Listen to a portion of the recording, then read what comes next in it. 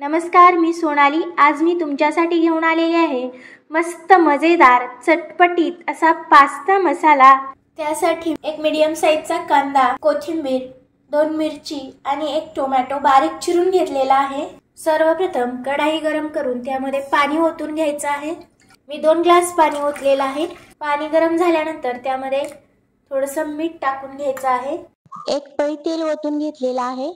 तेल टाकल्यानंतर ते पाणी उकळवून घ्यायचं आहे। तेल कंपल्सरी टाकायचंच आहे जेणेकरून ते पास्ता एकमेकांना चिकटणार नाही।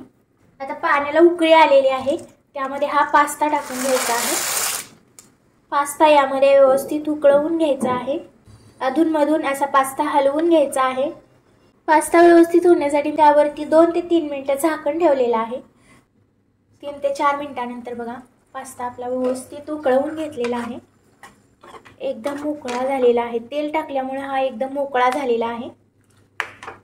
आता हा पास्ता एक अशी चाळणी घ्यायची आहे, त्यामध्ये काढून घ्यायचा आहे जेणेकरून त्यामधील सगळं पाणी असं नितळून जाईल खाली।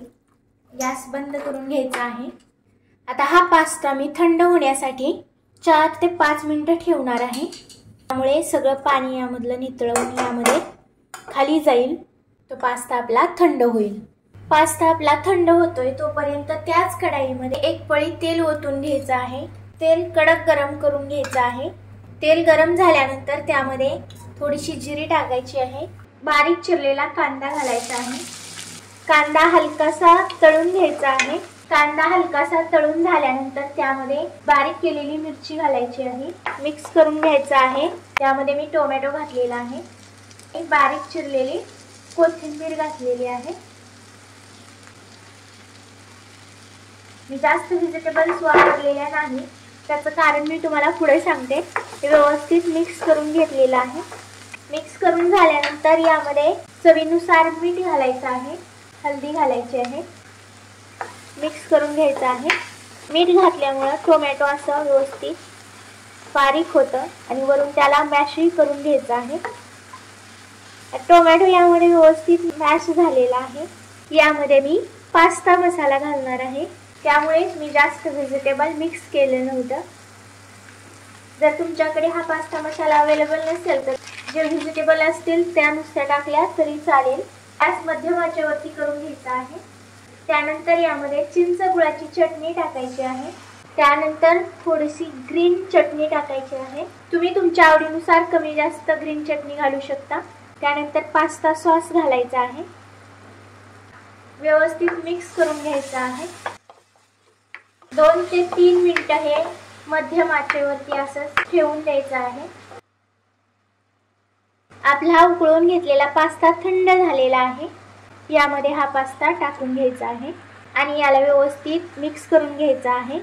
सर्व मसाल्यांचं कोटिंग करून घ्यायचं आहे। अगदी लहान मुलांपासून मोठ्यापर्यंत सर्वजण खातात। स्पेशली मला खूप आवडतो, परंतु रविवारी फक्त हा चीट दिवस असतो, त्यामुळे मी रविवारी करत असते।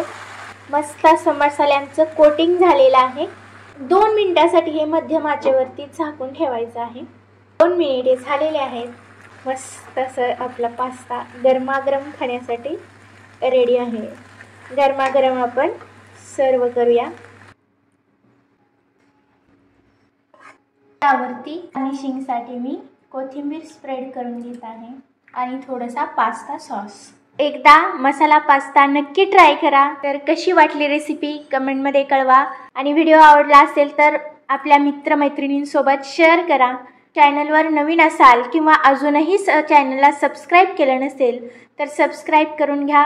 भेटूया असेच एका नवीन रेसिपीसोबत। तोपर्यंत स्वस्थ रहा, मस्त रहा, आनंदी रहा, महत्त्वाचं म्हणजे खात रहा। Bye bye.